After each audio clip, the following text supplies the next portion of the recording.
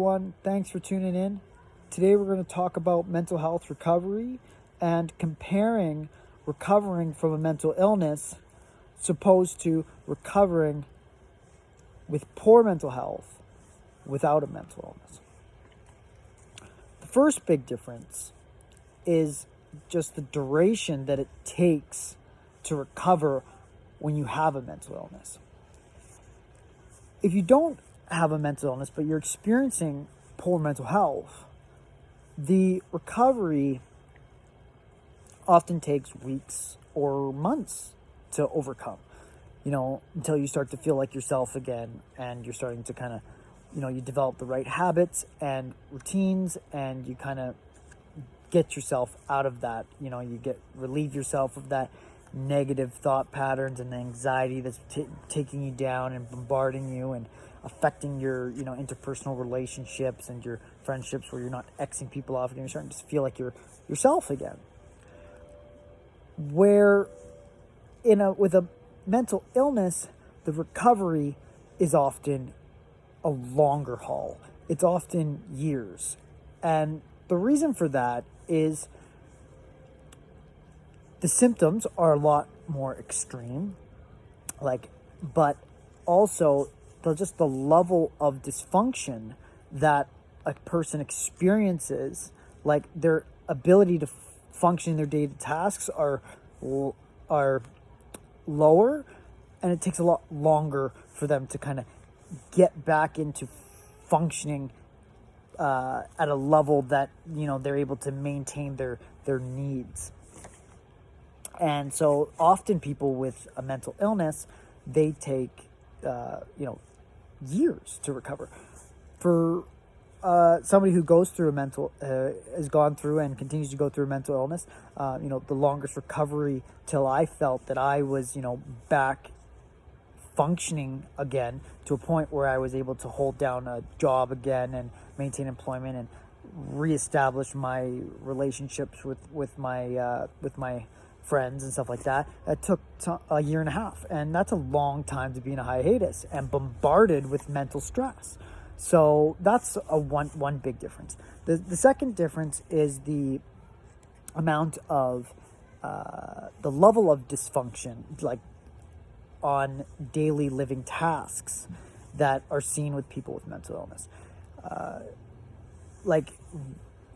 When I'm experiencing poor mental health and the stress associated with that, but I don't have a mental illness, I might, the stuff that I'm dealing with, and it's going to affect my mood, it's going to affect my thoughts, like my anxiety, and, it's going to give me negative thoughts, and I might get irritable or depressed, and, you can feel all those symptoms, and that's what's kind of going to bombard you.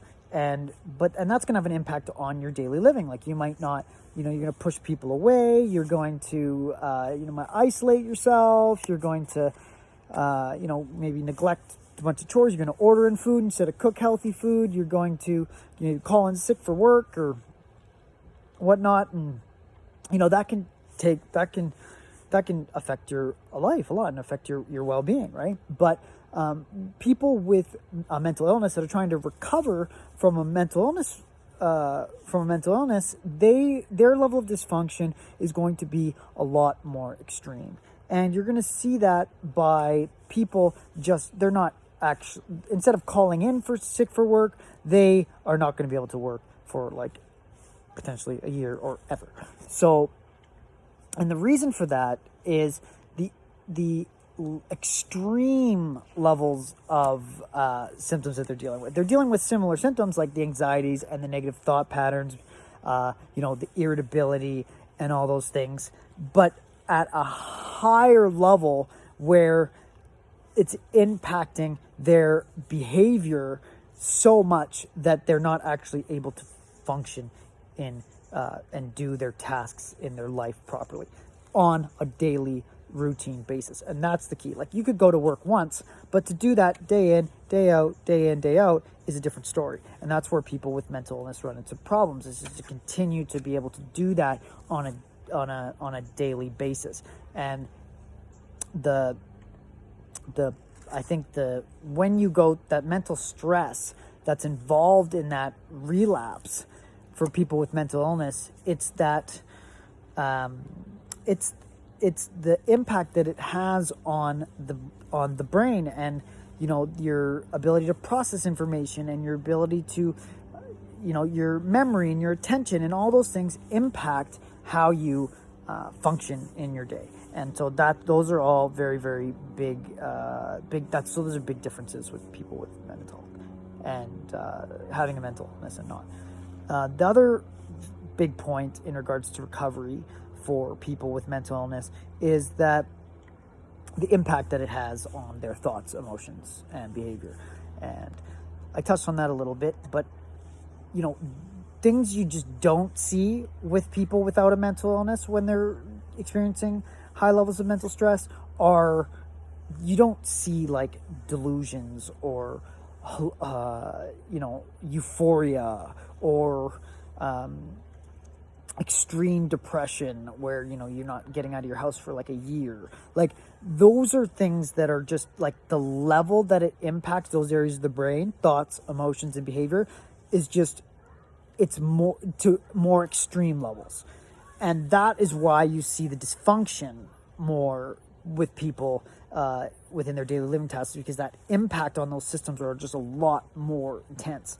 And so, like, people, if you don't have a mental illness, you might experience depression, and you might experience sadness and irritability and all those things, and that might impact your life. I'm not saying that it won't, but when you have a mental illness, you're experiencing it a lot more intensely. Like, you can experience anxiety, but to experience an extreme anxiety from an anxiety disorder is very, very different. So, yes.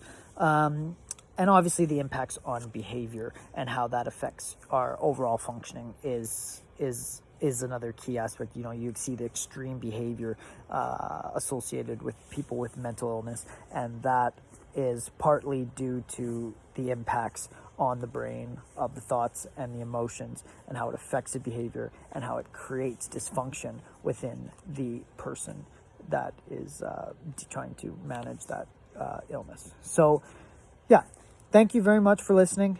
We're going to continue to smash these stigmas down. Today we covered recovery and the difference between recovering from a mental illness opposed to recovering from poor mental health without a mental illness.